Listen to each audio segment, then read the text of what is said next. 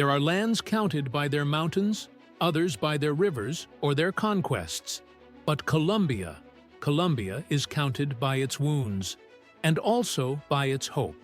It is a country that has learned to walk between the shadow of its pain and the light of its dreams. Its history is not a straight line, nor a list of dates, but a deep river of cultures, tragedies, and resistances that intertwine like ancient roots beneath the fertile soil of the soul. In this documentary, we'll delve into a gripping and visceral account from the days when the jungle was a temple and the gods spoke in gold, to the roar of independence that shook the foundations of the Spanish Empire. This is the story of a people who never gave up. Prepare to see, feel, and understand Colombia like never before, because its history deserves to be told with dignity. Long before anyone uttered the word Colombia, before the name even existed on any map, this land already pulsed with its own force. Ancient peoples lived in the valleys, mountains, and jungles, woven a sacred connection with nature, a bond so deep that its traces still breathe amidst the stones, gold, and legends. It was a world filled with symbols, balance, and distinct worldviews that flourished in every corner of the land. The Muisca, in the Andean highlands, built calendars with the sun and planted corn with the moon. They didn't see gold as wealth, but as a message. The chief, covered in golden dust, would submerge himself in the Guatavita lagoon, offering not power, but gratitude to the gods. From there, a myth was born that would travel oceans, El Dorado. But for them, it wasn't legend, it was ceremony, it was root. It was a way of saying that everything that shines, if it doesn't have a soul, is worthless. In the Sierra Nevada de Santa Marta, the Tairona built stone paths that defied the jungle and temples that spoke to the sky.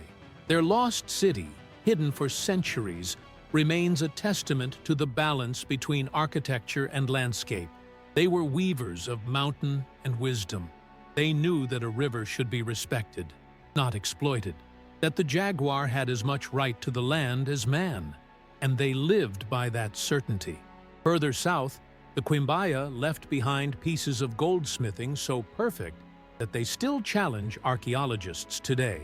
The famous poporo, a symbol of wisdom and words, was not just an object, it was a ritual. It opened up thought and wove conversation. They knew that without words, there is no people, and that silence is also memory. Their golden pieces shone not only because of the metal, but because of the story they told without saying anything. The Zenu, on the Caribbean plains, designed hydraulic networks so advanced that they are admired today by modern engineers. They transformed wetlands into fertile fields, building an ecological system of mutual respect. They left no writings, but each channel carved into the earth is a line of poetry. Those waters reflected not only the sky, but also the collective intelligence of a people who understood water as life, not as a resource. Dozens of other peoples, Guambiano, Ticuna, Cogui, Huitoto, walked these lands in ancestral silence, carrying knowledge, mythologies, dances, and songs. Each had its own language, its own rhythm, its own way of seeing the universe. Colombia was then a diverse and multicolored tapestry of living cultures that breathed together without the need for borders. Each story was part of a whole, of a common heart. But that vast and balanced world was about to face a storm from afar. From across the sea, an unquenchable thirst was approaching, and with it, the beginning of the end of that ancient balance would come. The clash would be brutal and definitive, but that was just the beginning. The wind in Europe brought news of new lands, rumors of a continent where gold flowed like rivers and temples rose in the middle of the jungle. But more than that, what unleashed the fever of conquest wasn't a map or a royal promise. It was a myth, the myth of a golden king, a man who, covered in gold, surrendered himself to the water as an offering to his gods. El Dorado, an indigenous whisper that became an obsession for the conquistadors. In 1499, Alonso de Ojeda, along with Juan de la Cosa and Amerigo Vespucci, arrived on the shores of La Guajira. It was the first documented contact with what we now call Colombia. But they weren't looking for towns or alliances. They were looking for gold. And upon hearing the tale of a chieftain covered in golden dust in a sacred lagoon, something ignited. They didn't understand the ritual. They only saw wealth. They didn't hear the spirituality. They only felt greed. Thus was born the pursuit of a golden phantom. What for the Muisca was a ceremony, for the Europeans was evidence of a fabulous city made of gold. Every word was distorted. Every symbol was turned into a map. Entire expeditions were organized just to pursue that vision. It didn't matter how many men fell. It didn't matter how many jungles swallowed their steps. As long as the gold glittered on the horizon, they would keep advancing. The conquest, thus, was not a military act. It was a fever. In 1536, Gonzalo Jiménez de Quesada undertook one of the most daring campaigns of the time. With more than 800 men, he ascended from the Caribbean coast, crossing rivers, swamps, and mountains. Upon reaching the Cundiboya Sense Plateau, he encountered the Muisca, organized. Astronomers, farmers, wielders of knowledge that the Europeans could not understand. But all he saw was gold, and he wanted it all. The clash was brutal. Where there were temples, they built churches. Where there were markets, they imposed tributes. Where there were gods, they placed crosses. Alliances were fragile, and betrayals inevitable. Chieftains were executed. Languages were banned. History was rewritten with the edge of a sword. Indigenous spirituality was turned into heresy, was irreparably shattered. Meanwhile, more conquistadors advanced from other parts of the territory. Sebastián de Belalcázar from the south, Nicolaus Federman from the east. They met in the heart of the Muisca world as if it were a scene written by fate. 3 foreign forces claiming a land that did not belong to them. The conflict was not only with the indigenous peoples, it was among them as well. And in that tension, the new capital of colonial rule would be born. Santa Fe de Bogotá was founded not as a tribute, but as a symbol of control, the seed of a viceroyalty, the first step in transforming the sacred land into a colony. But what the conquistadors didn't know is that, by disrupting the balance, they were also awakening something deeper, something that, centuries later, would roar loudly. Because a people can be subdued, but never extinguished, what would come next would change everything. After the echo of swords and the tremor of the first cities founded, the Spanish crown understood that what had been conquered must now be governed. Thus was born the viceroyalty of the new Kingdom of Granada, a structure designed not to understand the land, but to extract everything possible from it. Bogotá, the young Santa Fe, became the center of this new order. The mountains became lookouts of surveillance, the rivers, roots of domination, and the cross, a silent weapon of subjugation. The viceroyalty encompassed vast territories, what we know today as Colombia, Venezuela, Ecuador, Panama, and beyond. A vast land and diverse peoples, forced to fit into a foreign model. From Lima, and later directly from Madrid, orders were issued to be carried out in remote valleys, impenetrable jungles, and mountain ranges that were never understood by those who signed the decrees. Governing from a distance became a science of impositions, punishments, and silence. The new society was built like an implacable pyramid. At the top, the peninsulars, Spaniards born in Europe, held all the power.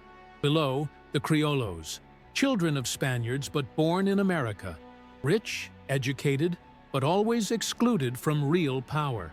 Even lower, the mestizos, the indigenous, the enslaved Afro-descendants, all condemned to the margins, to obedience, to oblivion. Colombia was becoming a machine of inequality. Gold was the god that moved history. Entire mines were opened in the bowels of the country, fueled by the sweat and blood of thousands.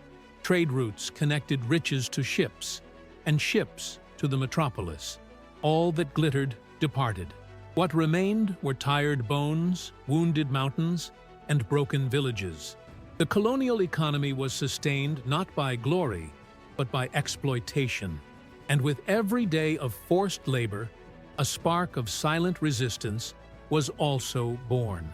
While churches multiplied and missionaries forced conversions, indigenous peoples tried to protect what they had left: their languages, their myths, their land. And the Africans brought in as merchandise created palanques, hidden among the mountains, where freedom was small but real. San Basilio de Palenque was one of them. Founded by runaway Maroons, it stood the test of time as a symbol. There, in the wilderness, freedom wasn't just rhetoric, it was an act of life. But colonial life also had its mask. In the plazas, there was music. At the festivals, color. In the convents, culture. A semblance of order was breathed, but beneath that veneer, tension throbbed. The Creoles began to wonder why, if they were as capable as the Peninsulars, they remained second-class citizens. The questions accumulated like ashes, and the ashes, sooner or later, burned. The contradictions of the viceroyalty were so many that the system could only sustain itself out of fear. That fear held the structure together, for now. But on the horizon, new winds were blowing. Winds that came from afar. Winds of revolution, of change, of freedom. The viceroyalty seemed solid, eternal. But beneath its foundations, something was already stirring. Something that couldn't be contained for long. Because when a people begin to ask questions, the answers soon turn into fire. And the fire was about to be lit. The viceroyalty had reached maturity. Cities like Santa Fe, Cartagena, Tuña, and Popayan grew amid bell towers, palaces, and bustling markets. At first glance, everything seemed in order. The colonial elites organized dances, convents educated the children of the powerful, and churches dominated every corner of the public spirit. But beneath this slow pace of urban life, a silent tension simmered, an inequality so profound it threatened to tear everything apart from within. The economic engine remained gold. The Spanish had perfected the extraction system and ruled the mines with an iron fist. As the indigenous population dwindled, decimated by European diseases and exhaustion, African slaves became the primary labor force. Cartagena became a slave port, where men, women, and children were sold to the highest bidder. Chains didn't just imprison bodies. They also sought to silence languages, memories, and beliefs. But neither chains nor whips were enough to erase their dignity. Many enslaved people fled, forming autonomous communities in remote areas known as palenques. In these spaces, a rebellious freedom was born, woven with culture, drums, and courage. The most emblematic was San Basilio de Palenque, led by Bencos Bioho, a warrior who defied the empire with his very existence. There, deep in the jungle, forbidden languages were spoken, ancient rituals were celebrated, and people lived without masters. The indigenous peoples, although battered, did not become extinct. Many were reduced to encomiendas, forced labor systems where evangelization was an excuse and abuse the norm. But they resisted. They preserved their songs, their costumes, their dances. Each clandestine ceremony was an act of memory. Each word in their native language was a seed that defied oblivion. The friars imposed the catechism, but they failed to erase the myths. Because the sacred, when born from the soul, does not die with decrees. The Creoles, for their part, were experiencing a different kind of frustration. Rich, educated, property owners, but always subordinate to the Peninsulars. They couldn't access high positions. They weren't considered equals.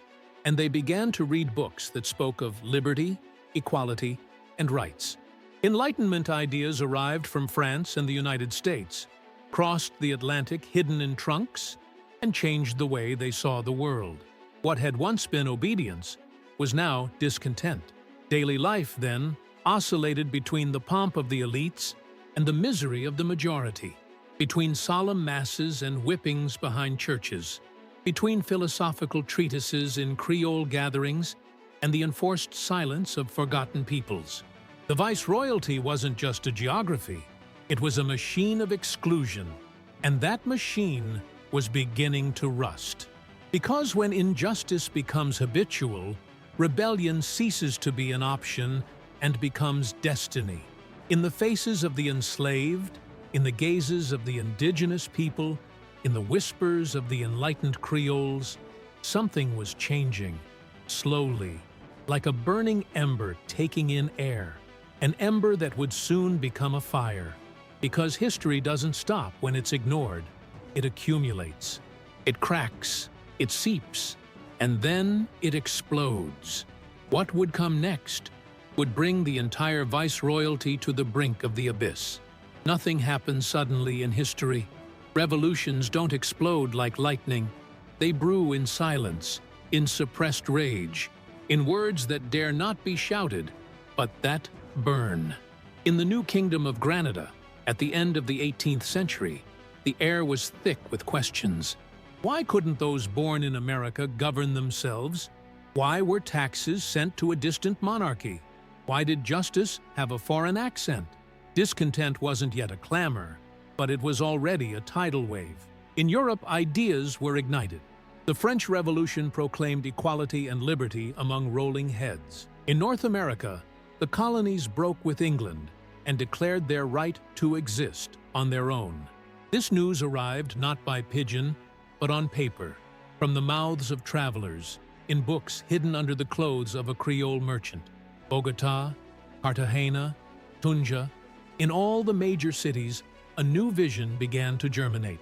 That of a world without kings, without chains. The enlightened Creoles drank coffee, met in salons, and discussed the theories of Rousseau, Voltaire, and Locke. They spoke in low voices, fearing the Inquisition, but they spoke. And words are like water. They always At the same find time, cracks. The popular sectors had accumulated centuries of abuse, exploited peasants, voiceless slaves, dispossessed indigenous people. They didn't read philosophical treatises, but they knew the system was rotten. And somewhere in their exhaustion, anger was also born. In 1781, the first uprising erupted. It was in Socorro, north of what is now Santander, a spontaneous uprising of peasants and artisans who did not want to pay more taxes or endure more injustices. It was known as the Comuneros Rebellion. For weeks, they challenged colonial authority. They marched, signed agreements, and demanded respect. And although they were betrayed by the Creole elite and crushed by royal troops, they left an indelible mark. The people had learned they could rise up. That uprising was like a crack in a dam. The water hadn't yet overflowed, but no one could deny the pressure. The boldest Creoles knew the system wouldn't last much longer. They organized in secret, kept an eye on each other, and feared denunciation. The Spanish crown, weakened by wars and internal crises, tried to maintain order with more taxes, more censorship, and more surveillance. But it was like tying up the rain with silk threads. The storm was approaching. And then, in 1810, the spark arrived. It was in Bogota, a seemingly trivial incident, the loan of a vase. Luis de Rubio borrowed one from José González Llorente. The refusal, arrogant and humiliating, became an excuse. The Criollos seized the moment. Crowds gathered in the plaza. There were shouts, tension, shoving, and in that boiling of emotions suppressed for centuries, an act was signed, the Open Council. An autonomous junta was formed. It wasn't yet independence, but it was the first real step. That day, July 20th, 1810, Colombia took its first breath as a nation, fragile, divided, full of doubts. But it would never go back. What began as a dispute over a vase was in reality the rupture of an empire. The rift had become an abyss, and in that abyss, a new history was born. What came next would not be easy. It would be war, blood, betrayal, glory, because freedom still had to be won. The spark that Bogotá had ignited in July 1810 soon spread throughout the country. Like a fire that finds dry grass, cities and towns began to form their own governing councils, deposing Spanish authorities, proclaiming their autonomy, and in some cases, openly shouting independence. Cartagena, Tunja, Cali, Popayan, Socorro, each experienced their revolution as if the country were a headless body with 1,000 hearts beating at once. But the joy was short-lived.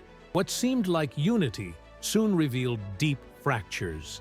The Creole elites disagreed among themselves. Some dreamed of a centralized, strong republic run from Bogotá. Others wanted a federal system where each province would retain its autonomy. And while they argued over constitutions, forms of government, rights, commands, and hierarchies, the real enemy, the Spanish crown, began to reorganize to regain control. Fragmentation was the great enemy of the early years of independence. Each city viewed the other with suspicion. Bogotá viewed Tunja with distrust. Popayan clashed with Quito. In the midst of this disunity, the Royalists took advantage. They launched military offensives, supported by loyal troops, mercenaries, and indigenous or Afro-descendant allies who, deceived or coerced, fought for a monarchy that promised order and punishment. The war was not only against Spain, it was also between brothers. The internal conflicts were bitter. In the south, Antonio Nariño, a defender of centralism, launched a campaign to subdue the Federalist provinces. His crusade would even lead him into conflict with other patriots. He was captured, imprisoned, and turned into a martyr by some and a tyrant by others. In the countryside, the people suffered from uncertainty. They no longer knew who to follow. There were too many flags, too many voices, and no certainty of victory. Meanwhile, Royalist repression intensified.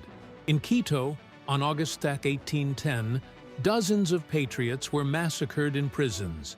In Santa Marta and Pasto, the Royalists maintained iron control. And in 1816, the Crown's final response arrived. The Reconquista. Under the command of Pablo Morillo, an army landed on the coast and began a campaign of terror. Arrests, summary trials, executions. The viceroyalty returned with a thirst for revenge. Bogotá fell. The independence leaders were hunted like beasts. Camilo Torres, José Fernández Madrid, Policarpa Salavarrieta. Many died before the firing squad. Others were sent to prison in Cádiz. The city that had raised its voice for the first time was forced into silence. For a moment, it seemed as if it had all been in vain, that freedom was just a mirage, that the dream was over. But history doesn't bend so easily. Amidst pain, in distant lands, a young general was preparing his return. His name was already beginning to be spoken with respect, with hope, with fervor: Simón Bolívar. From exile, from the Caribbean, from the Andes, Bolívar was preparing the counterattack. Because if freedom had been born divided, now only a common cause could make it invincible. And that was about to begin. When all seemed lost, when the flags of the monarchy were once again waving over Bogotá, and the squares were once again filled with fear, a new wind began to blow from the north. A wind with a Venezuelan accent, a mountainous gaze, and fiery words. Simón Bolívar, exiled, persecuted, defeated 1,000 times, and still standing, began to gather strength. Men, weapons, and above all, conviction. He no longer spoke only of independence. He spoke of a new homeland, immense, free, and united. From Haiti, where he was welcomed by President Alexandre Pétion, Bolívar received support with one powerful condition: that he abolish slavery in the territories he liberated. This commitment would mark him forever. With a few ships, rudimentary weapons, and an iron will, he embarked on the Magdalena campaign, liberating city by city in a series of battles that combined bold strategy and the fervor of those who no longer had anything to lose. The liberator advanced like a flooded river, but scattered victories weren't enough. Bolívar understood that freedom must have a symbolic, definitive act. He then planned a feat that seemed impossible, crossing the Andes in the middle of winter, with hundreds of exhausted men, starving horses, and rifles barely able to withstand the humidity. What he accomplished in 1819 was more than a military maneuver. It was a human feat. As if the gods of the Andes had opened a path to allow him to pass, Bolívar and his army reached the Llanos. From there, in a lightning operation, he attacked the royalist forces in the Battle of Pantano de Vargas. It was a fierce, hand-to-hand battle amidst mud and fog. It was there that the myth of Colonel Rondon was forged, a plainsman who, shouting, "Colonel Rondon hasn't fought yet," led a charge that changed the course of history. It was proof that courage doesn't need permission to be born, and that the oppressed, when they fight together, can move mountains. Days later, the final blow came.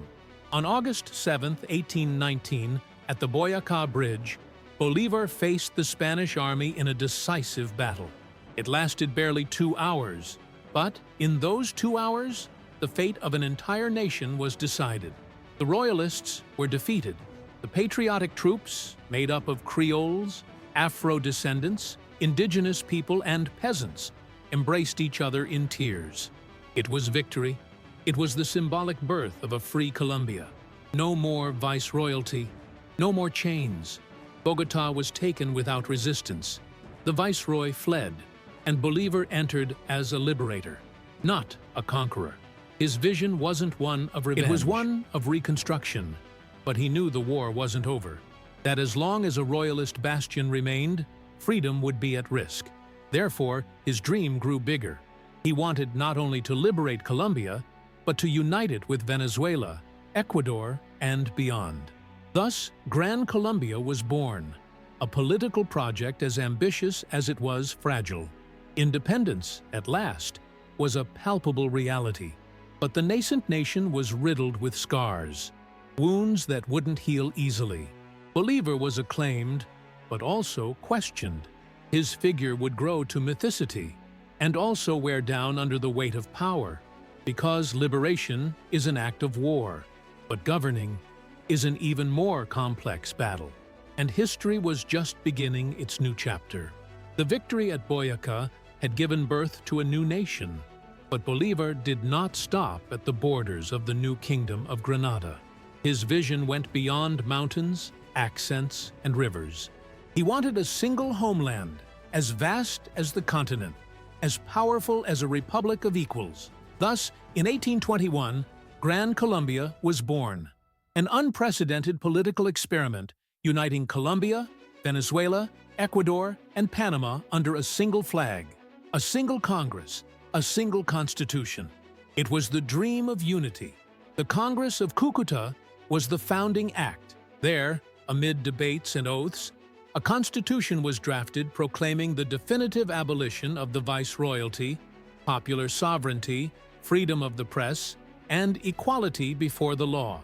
Bolívar was named president, and Francisco de Paula Santander, vice president. Two distinct figures, two opposing mindsets. Bolívar, a military man, a centralist, a visionary. Santander, a civilian, a legalist, a defender of federalism. The seed of tension had already been planted. The government of Gran Colombia attempted to create a new identity. Schools were founded, roads were opened, and judicial reforms were promoted. But it wasn't easy governing a nation that didn't recognize itself. The distances were vast, communications were precarious, the economies were disparate, and most seriously, loyalties remained fragmented. Each region had its leaders, its priorities, its own understanding of freedom. Uniting on paper was simple, uniting in spirit, another story. Furthermore, external conflicts had not yet ceased. Bolívar launched new campaigns to liberate Peru and found Bolivia. Each battle won furthered his legend, but distanced him from his government. While he waged war, others governed in his name. The distance between the liberator and his people widened. Promises of equality faced the reality of hunger, disorder, and disillusionment. The Republic was born with labor pains, and the cries grew ever louder. In the southern provinces, voices of autonomy arose. In Venezuela, local leaders began to doubt the centralist project.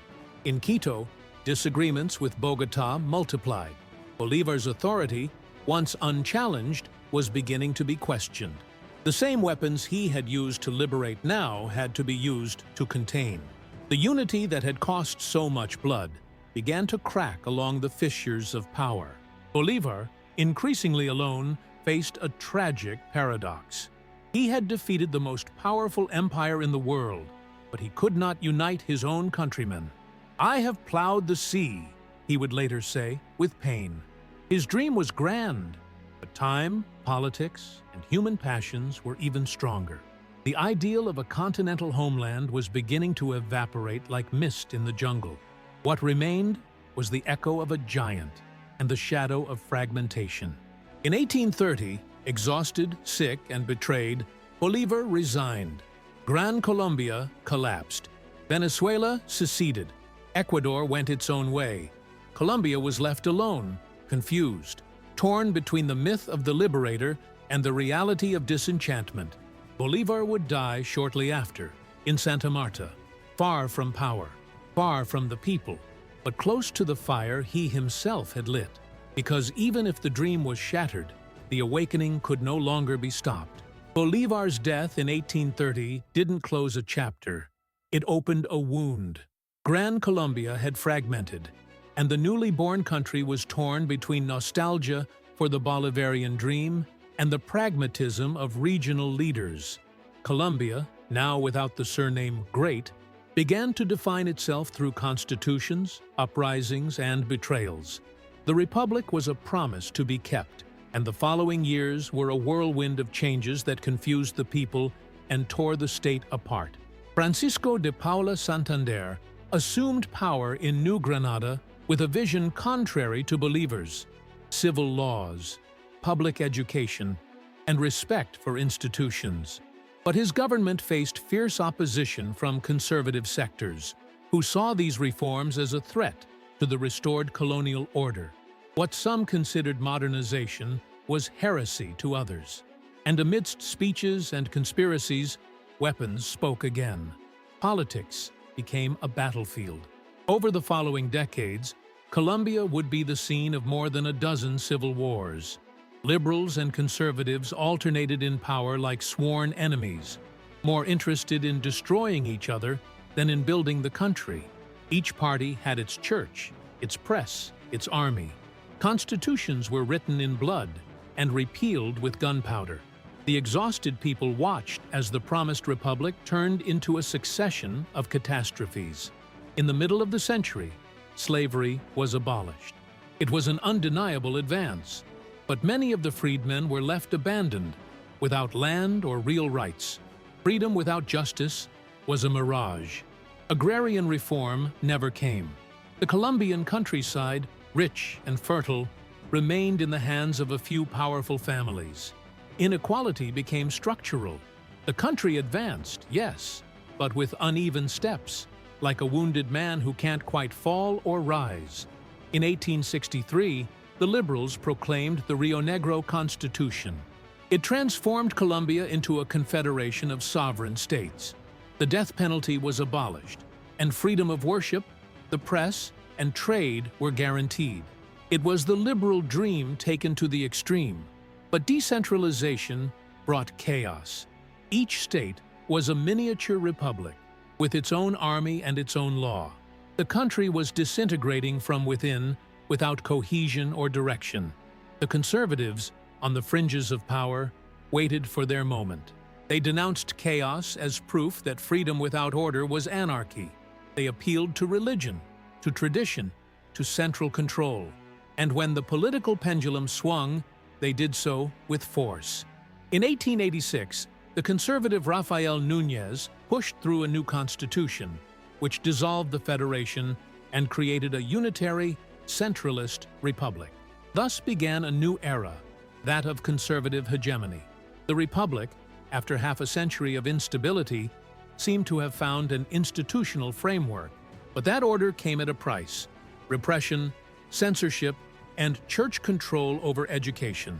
Peace was, in reality, imposed silence. And silence, sooner or later, is also broken. Because a country isn't built from the top alone, and what was accumulating below was about to explode. Colombia, at the end of the 19th century, knew no respite. Civil wars were no longer extraordinary events. They were part of the landscape. Each decade brought a new conflict, a new hero, a new betrayal. Liberals and conservatives alternated in power like executioners with new masks. Politics was resolved in trenches, and the people, condemned to the crossfire, learned to live among bullets and broken promises. The causes were multiple: disputes over central power, defense of federalism, failed reforms, religious differences. But the underlying theme was always the same: a nation without a common vision. Each region responded to its own leaders. The peasantry, manipulated or forced, wielded weapons they didn't understand.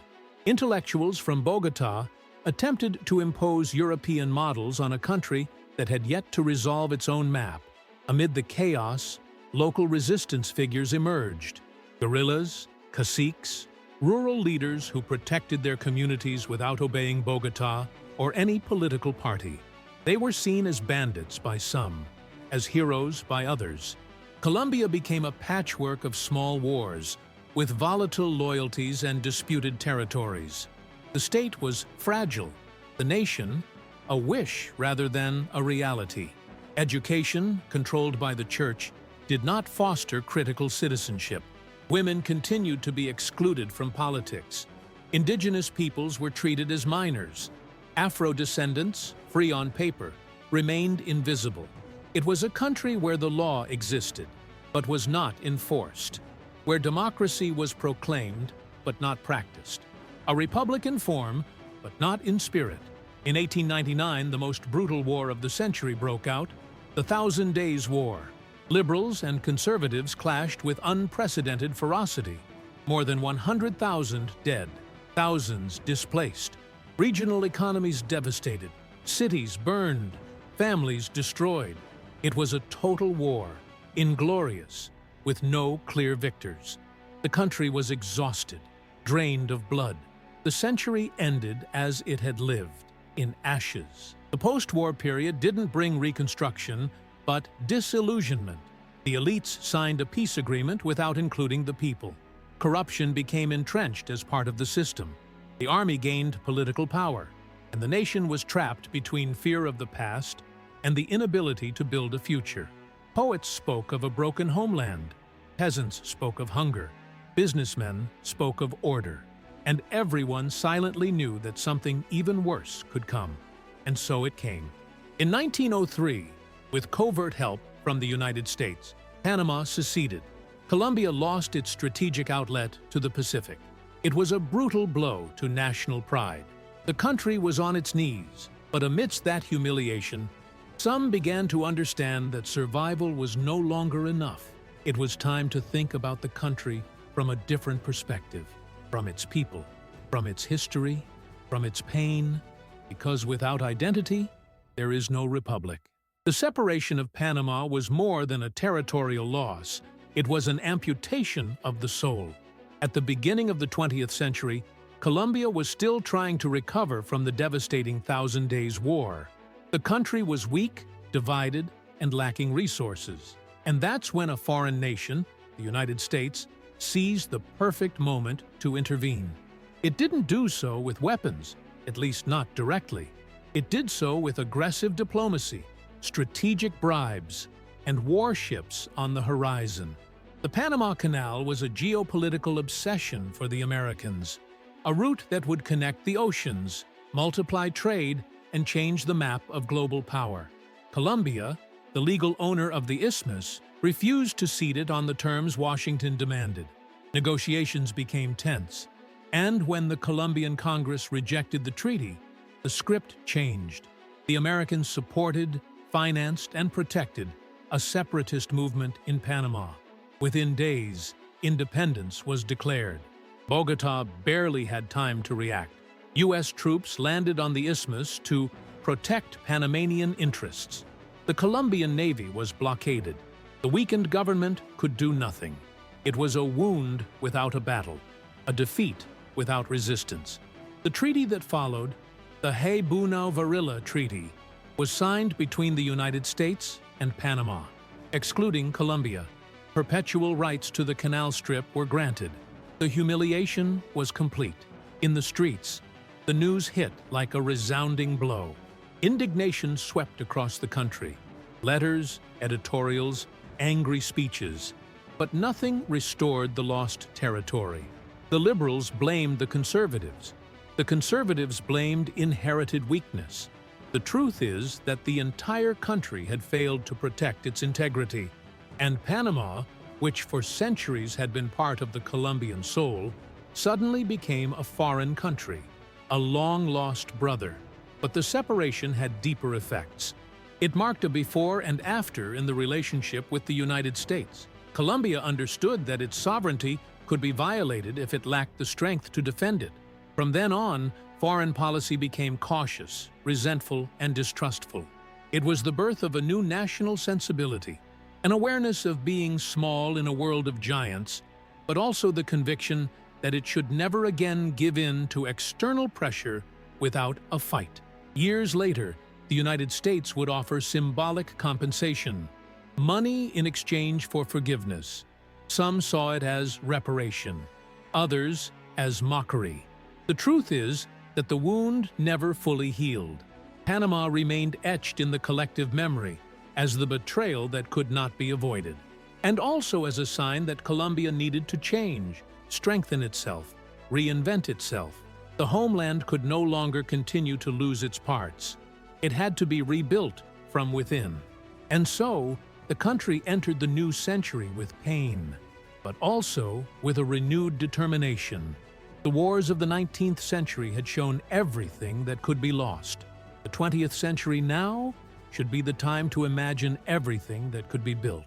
But first, many other shadows would have to be faced, because the century of modernity would also bring new forms of violence. The 20th century arrived with promises of modernity, progress, and civilization. Cities grew. Trams, electric lights, and the first automobiles arrived. Bogotá, Medellín, Barranquilla, and Cali began to transform. There was talk of industry, education, and science. Official discourses spoke of a new Colombia, but that urban, modern Colombia was merely an island in the midst of a deeply unequal, rural, and excluded country. The republic remained a privilege of the few. The Conservative Party dominated politics with a firm hand. It ruled from the cathedral, from the army, from the classrooms. The Catholic Church controlled education. Morality was the law. Individual liberties were narrow. Opponents were monitored. In the provinces, the gamanales, political bosses, imposed their will through patronage and repression. The peasantry lived as they had in the previous century, without land, without rights, without a voice. Modernity had not reached the countryside. Despite the repression, the Liberal Party did not disappear. Through the press, some universities, and fledgling unions, it kept the flame of change alive.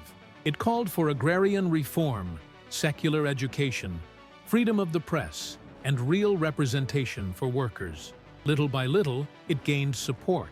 And in 1930, after decades of conservative hegemony, the liberals came to power. It was a political earthquake.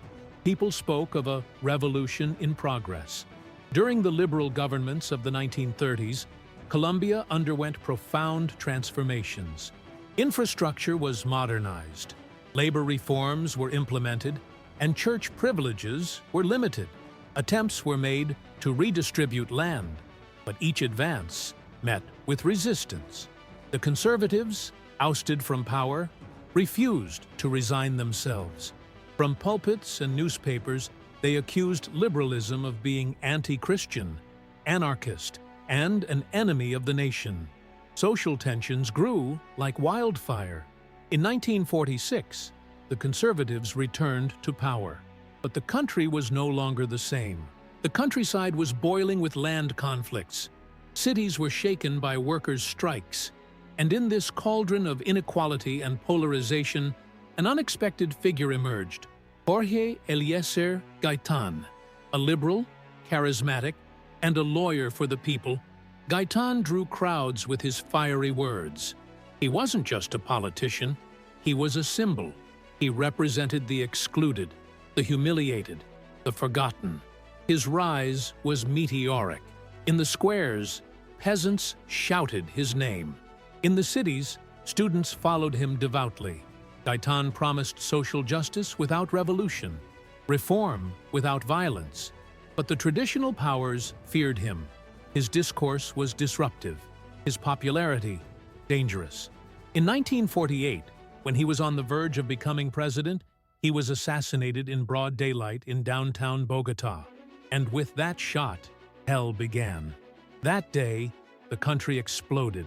The rage, pent up for decades, spilled into the streets. Bogota burned. The people rose up. Weapons were stolen, buildings were looted, history was set ablaze.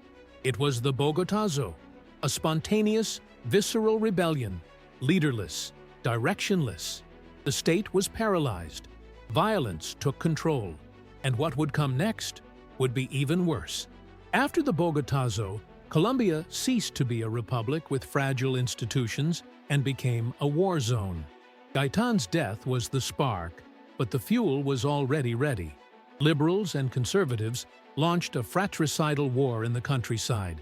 These weren't formal armies. They were neighbors against neighbors, brothers against brothers. In the name of political banners, atrocities were committed that will never be forgotten. The state was unable or unwilling to contain the violence. In many cases, it became part of the problem. Political parties organized armed gangs. Peasants armed themselves. Militias trained. Roads were closed. Terror was sown. Towns were marked, red or blue. Churches blessed rifles. Squares became routine. Death, a landscape. Justice, a prolonged silence. For more than 10 years, Colombia lived under the shadow of an undeclared but brutal war. It is estimated that more than 300,000 people died. Hundreds of thousands more were displaced. Women were raped, children murdered, entire villages wiped off the map. The barbarity reached unimaginable levels, and all in the name of a political system that had already proven its failure. Violence wasn't ideology, it was revenge. Amid the chaos, pockets of resistance emerged, where peasants organized to defend themselves against both sides. Some communities armed themselves, not out of ideology, but for survival. These groups would be the seed of what would later become guerrilla movements. Distrust of the state was absolute. Where there should have been protection, there was persecution. Where there should have been justice, there was lead. In 1953, General Gustavo Rojas Pinilla staged a coup d'etat and promised peace. At first, there was hope. An amnesty was declared. Liberal guerrillas were disarmed. Massacres were halted. But little by little, his regime became authoritarian. Censorship, repression, corruption. The military experiment failed. And when Rojas fell, the country returned to square one, with deeper wounds and new threats to come. To avoid a new civil war, liberals and conservatives, historical enemies, signed the National Front, a pact to alternate power for 16 years. Peace enforced between elites. The guerrillas that had emerged in the countryside were not included, and in the shadows, while the cities talked about democracy. In the mountains, another conflict was brewing, because the violence hadn't ended. It had just changed its name. And the guns still hadn't stopped. The National Front brought institutional stability, but it did not resolve the country's structural problems.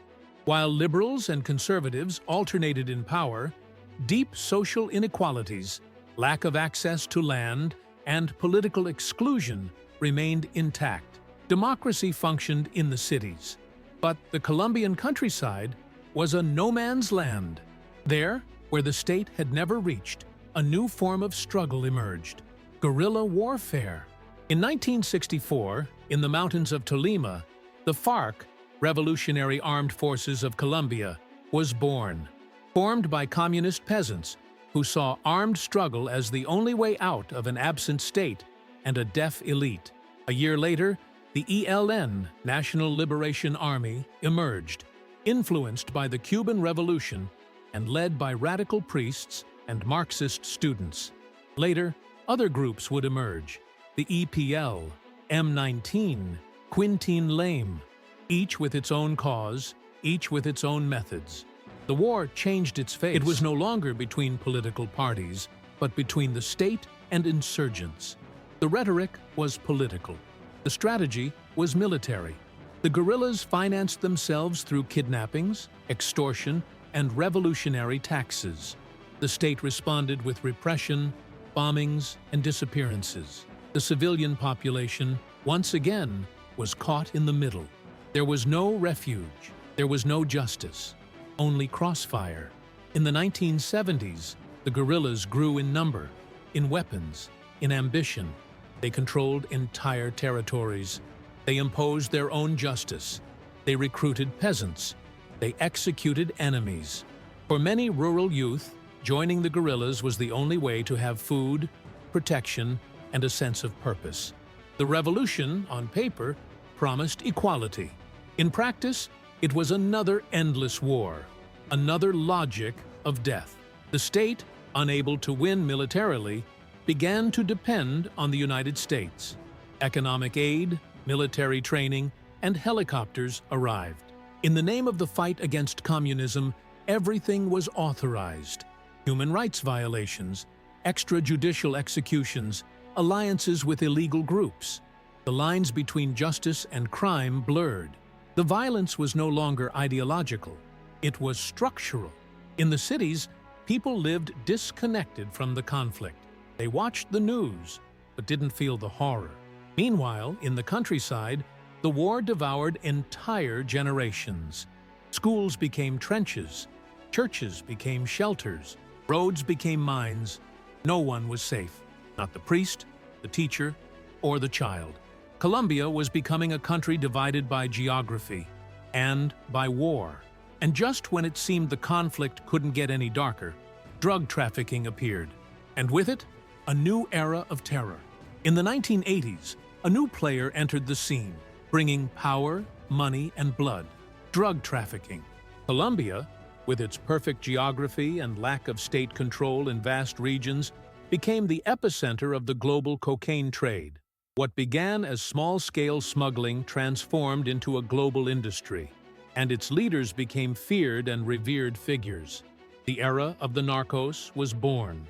Pablo Escobar, the most famous of them all, built an empire from Medellin. He presented himself as a benefactor of the people. He built soccer fields, gave away houses, and funded schools. But behind that populist image hid a man without limits. He ordered assassinations as easily as he gave interviews. He killed judges, ministers, police officers, and presidential candidates. He blew up a plane. He dynamited the Dias building. His war against the state was open, ruthless, and implacable. At the same time, in Cali, another cartel was growing in the shadows. More discreet, more calculating, but just as powerful. Drug trafficking penetrated every institution: politics, the military, the justice system. Consciences were bought, elections were manipulated. The law was a commodity. Impunity was the rule. Dirty money was laundered in banks, construction companies, and electoral campaigns. Colombia was becoming a de facto narco state. The armed conflict became even more entangled. The guerrillas began to finance themselves with cocaine. The paramilitaries, illegal armed groups born to combat the guerrillas, also entered the business. The countryside was filled with laboratories, clandestine airstrips, and small planes. The FARC and the ELN transformed into hybrids of ideology and mafia. They were no longer fighting solely for political causes. Now, they were also defending criminal economies. The 1980s and 1990s were a nightmare. Bombs in cities, rural massacres, journalists murdered, magistrates burned alive. Violence escalated to levels of an undeclared civil war. The Supreme Court was taken over by the M19 in 1985 and then razed to the ground by the army. It was the tragedy of the Palace of Justice. Nearly 100 dead. Democracy was faltering. Society, paralyzed by fear, only asked for peace. But peace wouldn't come easily. The state, under pressure from the United States and its citizens, began to decisively confront drug trafficking. It captured the leaders of the Cali cartel. It killed Escobar in 1993. It signed demobilization agreements with groups like the M19, but nothing resolved the root cause. Cocaine continued to flow. The violence mutated, and Colombia, once again, remained trapped in its own history. Because the monster doesn't die when its head falls. It just changes its face. And the years to come would be even more complex. With the fall of the major drug lords in the 1990s, many in Colombia breathed a sigh of relief. But that feeling was short-lived. Where the state failed to reach, other armed groups filled the void. The paramilitary groups, which had emerged as self-defense forces against the guerrillas, transformed into an even more brutal, more organized, and more systematic war machine. And this time, with direct connections to powerful sectors. The United Self-Defense Forces of Colombia, AUC, consolidated themselves as an irregular army with thousands of men. They claimed to be fighting guerrillas. But their war wasn't merely military. It was economic, social, and political. They seized land, displaced entire communities, executed social leaders, and massacred populations. Their operations were surgical, cold-blooded, and planned. They didn't fight for ideology, but for territorial control, for roots, for power. Many paramilitaries were financed by businessmen, ranchers, drug traffickers, and politicians. In entire regions, they replaced the state. They imposed order, collected taxes, and dispensed justice. And all under the logic of cleansing the country of communism. The civilian population was their primary target. Anyone sympathetic to social causes was labeled a guerrilla. Trade unionists, teachers, farmers, journalists, all could be marked for death. Forced displacement skyrocketed. Millions of people had to abandon their lands. Colombia became one of the countries with the highest number of internally displaced people in the world. The lands were then seized by front men, legalized with false titles, and sold to large economic projects. It was a social cleansing with a legal face, a silent war supported by legal, economic, and political structures that preferred to look the other way. At the same time, the Colombian army, under pressure from public opinion and international aid, began to show results. But the results were not always realistic. To inflate combat figures, atrocious crimes known as false positives were committed. Innocent young men were recruited with promises of work, taken to conflict zones, and murdered by soldiers who later presented them as slain guerrillas. A logic of death rewarded with promotions. The truth slowly began to emerge. Testimonies, investigations, brave journalists. But many of those responsible remained unpunished. The war had blurred all the lines. It was no longer easy to know who was killing whom. It was only clear that the same people always died. The poor, the peasants, those without a voice. Violence had ceased to be a conflict. It had become a system. And yet, from the shadows, New voices began to emerge, cries for peace, movements for truth. The country, weary of war, began to imagine that another history could be written, but to do so, it would have to confront the past. At the beginning of the 21st century, Colombia seemed trapped in a loop of endless war. But despite everything, something was beginning to change. Civil society, worn down by decades of conflict, began to demand dialogue, justice, and reparation. In the neighborhoods, in the universities, in the churches, in the rural communities, voices were rising, calling for another path. No more bloodshed, no more silence, peace. During the Alvaro Uribe administration, 2002-2010, a harsh security policy was implemented that weakened the guerrillas militarily. Many FARC fronts were cornered. However, that same strategy was challenged by human rights violations, alliances with paramilitaries, and the false positives scandal. The war continued to cost too much, and it was no longer enough to gain ground. The cycle had to be closed. In 2012, under Juan Manuel Santos's administration, peace negotiations with the FARC began in Havana, Cuba. It was a long, complex, and fraught process. Everything was discussed: political participation, transitional justice, crop substitution, reparations for victims. It was a historic undertaking. For the first time, the Colombian armed conflict seemed to have a real political solution, and with it, the possibility of rebuilding the nation. In 2016, the peace agreement was signed. The FARC laid down their weapons. Special justice mechanisms, memorial centers, and reintegration programs were created. For a moment, the country celebrated, but the joy was not unanimous. In the plebiscite that was supposed to endorse the agreement, the no vote won. A tough blow. The country was divided between those who wanted to turn the page and those who demanded punishment. It was renegotiated. It was adjusted. Finally, it was implemented. Peace, however, was not fully achieved. Other armed groups occupied the territories vacated by the FARC. Drug trafficking, illegal mining, and dissident movements were at work. Social leaders began to be murdered at alarming rates. Communities that had received promises of reparations were still waiting. The state, once again, was late. The signing of the agreement was a huge step forward, but peace-building was a long-distance race. In 2021, the Truth Commission was created. It heard from victims, former combatants, soldiers, peasants, paramilitaries, and guerrillas. Its final report, presented in 2022, was a painful reflection. It showed a broken, but also dignified, Colombia. A Colombia that did not want to forget, but rather to understand. Because only with truth is there the possibility of reconciliation. Because without memory, there is no possible future. Peace wasn't just the absence of war. It was justice, reparation, dignity.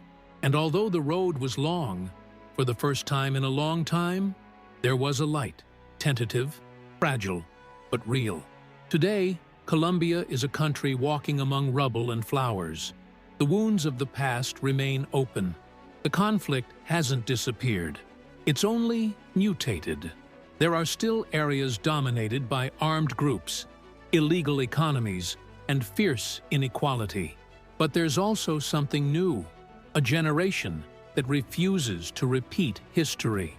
Young people, indigenous people, Afro-Colombians, women, and peasants. People who refuse to live on their knees. People who organize, who sing, who shout, who resist. Social mobilization has gained strength. Since 2019, millions have taken to the streets. They demand health, education, justice. They demand truth. They demand respect. The 2021 national strike revealed a country fed up with abuse, but also full of hope. Artists, student leaders, indigenous peoples, all raising their voices. Colombia, for the first time in a long time, saw itself through different eyes, not as a victim, but as a protagonist. Politics also began to change. New figures emerged. leaders who come from below, who speak from experience, not from privilege. In 2022, Gustavo Petro, a former M19 guerrilla, was elected president. Along with Francia Marquez, a leader of African descent, they represent an unprecedented shift in the country's history. Power is no longer just white, urban, and male. It is diverse, it is plural, it is complex, but above all, it is new. The challenges are immense: inequality, drug trafficking, persistent violence, climate crisis. But there are also opportunities: cultural richness, unique biodiversity, the strength of its people. Colombia is at a crossroads. It can fall back into its cycles of war, or it can, finally, break them. History hasn't been written. It is being written now, in every school, on every sidewalk, in every song. Because the Colombia that resists is the Colombia that dreams, that doesn't forget, but that doesn't give up, that honors its dead with life, that transforms rage into art, that turns pain into memory, and from memory, struggle. It is a homeland that hasn't been easy, but one that deserves to be loved and defended. What's coming won't be easy, but for the first time, it seems possible, because Colombia has finally begun to speak its own mind. While Colombia struggled between wars, treaties, and governments, there were peoples who resisted in other ways, in silence, in ritual, in connection with the land. Indigenous communities never disappeared. They were marginalized, displaced, rendered invisible, but never defeated. In the Sierra Nevada, in the Amazon, in Cauca, in La Guajira, indigenous peoples continued singing, planting, and dreaming. The Kogi, the Nasa, the Wayu, the Embera, the Huitoto, each with their own language, their own worldview, their own history. For centuries, they were considered obstacles to progress. But they knew something the rest of the country forgot: that the land is not dominated, it is cared for, that words are not imposed, they are shared. That time does not accelerate, it is heard. Their resistance has been spiritual, cultural, and ecological. Many of these communities were victims of the armed conflict. Their territories were invaded by guerrillas, paramilitaries, mining companies, and drug traffickers. Their leaders were murdered. Their youth were recruited. But even in their pain, they preserved their identity. The indigenous Minga, the ancestral guard, the staffs of command.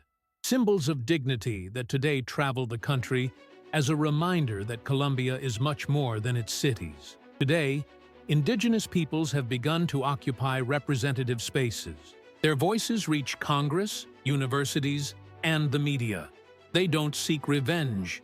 They seek balance. They want to be heard, not tolerated. To be a part of it, not an ornament.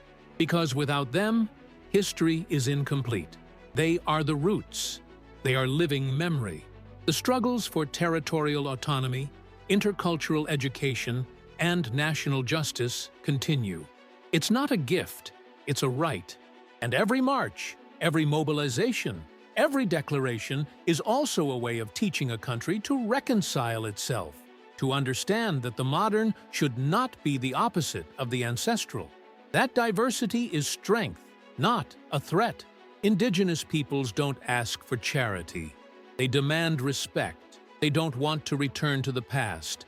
They want a future where they don't have to hide their language, their faith, their skin, where they can teach without fear, where their history isn't a footnote, but an essential chapter. And perhaps in that ancient wisdom lies the key to healing, to starting over, to learning to live without killing ourselves. The history of Colombia cannot be told without the African drums that crossed the Atlantic in chains. From the first centuries of colonial times, millions of Africans were enslaved and brought to this land to build it with their hands and their pain, but also with their music, their faith, their bodies. They resisted in the mines, in the ports, in the sugar mills, and when they could, they escaped. They founded palanques. They built freedom. San Basilio de Palenque was the first, an autonomous territory founded by runaway slaves, a Creole language, a unique culture, and a symbol of pride were born there. But it wasn't the only one. Throughout the Colombian Pacific, Choco, Buenaventura, Tumaco, Afro-descendant communities flourished, transforming exclusion into identity. Isolated by geography, ignored by the state, they survived in their own way. Discrimination was brutal and persistent.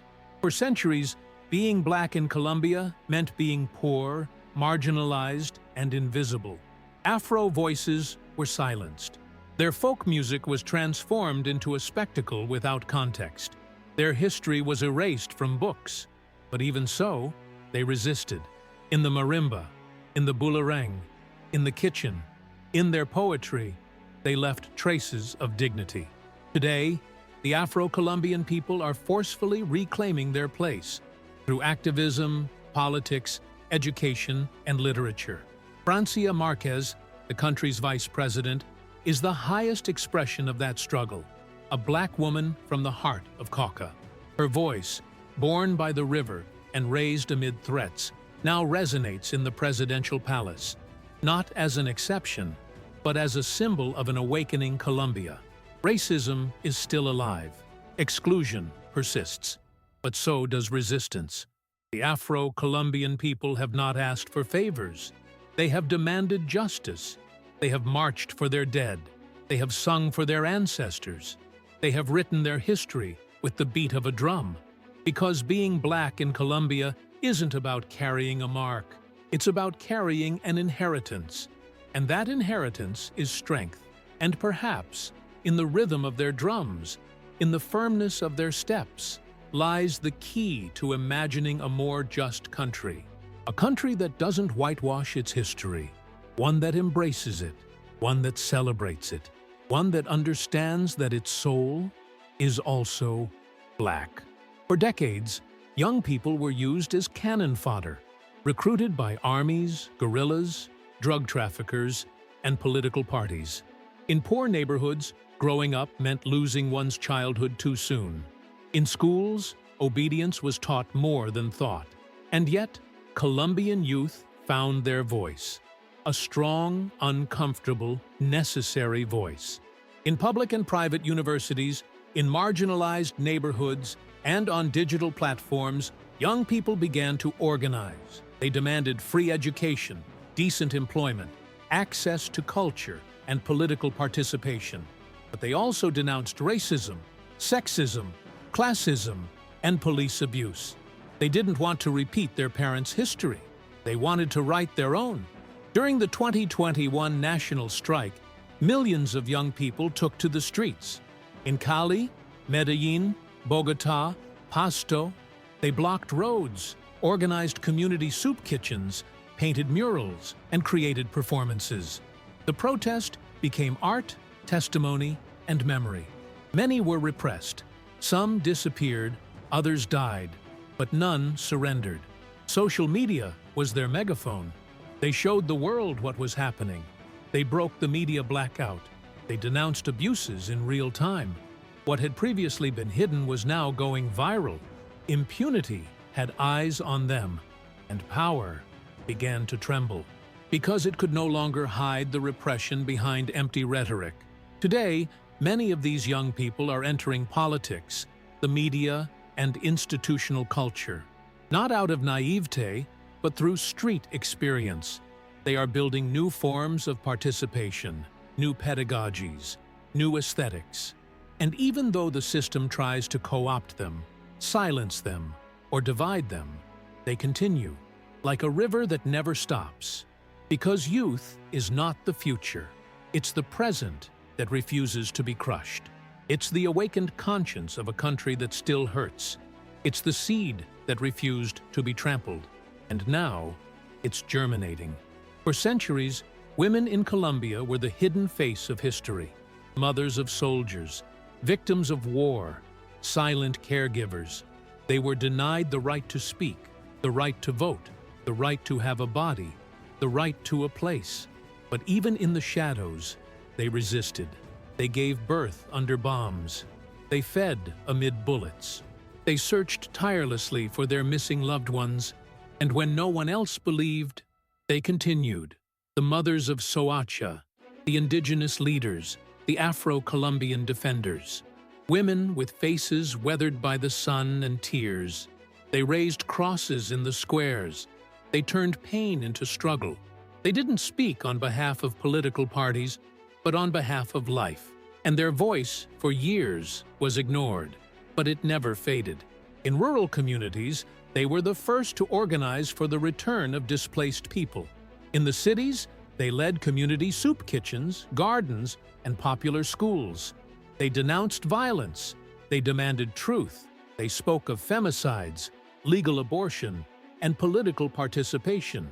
And when they were called out for exaggeration, they responded even more forcefully. In the signing of the peace agreement, they were instrumental. They insisted that without a gender perspective, there could be no real peace. They ensured their voices were included in the text. But beyond the paper, their strength lies in the land. In every neighborhood, in every village, there is a woman holding hope in her hands. Today, more and more women are reaching mayoral offices, congresses, and ministries. They are writing laws, leading movements, telling their own stories, and not as companions, but as protagonists. They don't ask permission. They come because it's their right, because Colombia's history can no longer be written in male ink, because without them, peace is incomplete, and because the country we dream of will be feminist, or it won't be at all. In a country marked by violence, art has been a source of resistance, solace, and a cry for help. On the walls of Bogotá, in the festivals of Choco, on the stage of Cali, in the verses of Medellin, Colombian art has flourished among ruins, not as decoration, but as a necessity, as an act of survival, as the language of those who were not heard. Graffiti on the walls of the capital not only beautifies, it denounces. It tells stories of murdered leaders, of children in war, of dashed hopes. Urban music blends rage with rhythm. Cumbia and vallenato are reinvented with lyrics that narrate the real country. Community theater recreates history from the bottom up.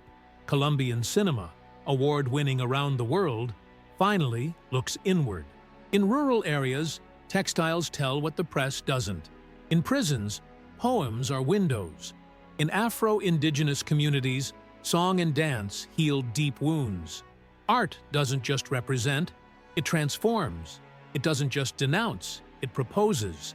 It is pedagogy, it is catharsis, it is peace-building. Colombian artists have paid a high price for their freedom. They've been censored, threatened, exiled, but they've continued because their art isn't decorative, it's vital. It's a living memory, and it's also a tool for justice. Every mural is an archive, every song, a form of resistance, every work, an invitation not to forget. Because when official history lies, art tells the truth. And when all seems lost, art offers meaning. Colombia hasn't been saved with rifles alone. It has been saved many times with paintbrushes, with guitars, with verses. And that is also a form of struggle. In a country where bullets have sought to impose oblivion, remembering becomes a revolutionary act. In Colombia, memory is not a simple evocation of the past. It is a demand for justice. It is a form of resistance. It is the voice of those who are no longer here, spoken by those who still love them. It is a cry that refuses to be erased by official discourse. The victims have spoken out. They have founded museums, archives, and memorial parks. They have written books, organized events, recovered bodies from rivers and graves. They have embroidered names on scarves. They have reconstructed paths of pain so that no one will ever walk them again. Because if what happened is not narrated, it is repeated. Because if the crimes are not acknowledged, there is no peace, only truce. The Truth Commission, born out of the peace agreement, was an unprecedented milestone. It heard from more than 30,000 people. It constructed a pluralistic, inclusive, and courageous narrative. It didn't apportion arbitrary blame. It intertwined complex truths. It showed that the violence didn't come from just one side, that the pain was collective, and that healing is only possible if we walk together. But memory also has enemies. There are sectors that deny, minimize, and insult the victims. They prefer silence. They believe that remembering is reopening wounds, but in reality, the wounds are already open. What heals is the truth. What soothes is justice. What dignifies is recognition. Colombia is a country that has yet to close its mourning. Every week, a social leader is murdered. Every day, a mother searches for her missing child. Every night, someone is afraid to speak. Memory, then, is not the past. It is the living present. It is an urgent task. It is a policy for the future.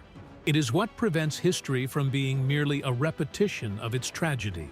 And that's why the right to remember must be protected. From the classrooms, from the media, from the communities. Not to remain trapped in pain, but to learn from it, to avoid falling back into darkness, to ignite the light that will finally allow us to write another story. Because those who don't remember don't know who they are. And Colombia, more than ever, needs to recognize itself. Colombia, after all, is still standing. Wounded, yes. Unjust, still. Violent, still in parts. But also full of life, of hope, of strength.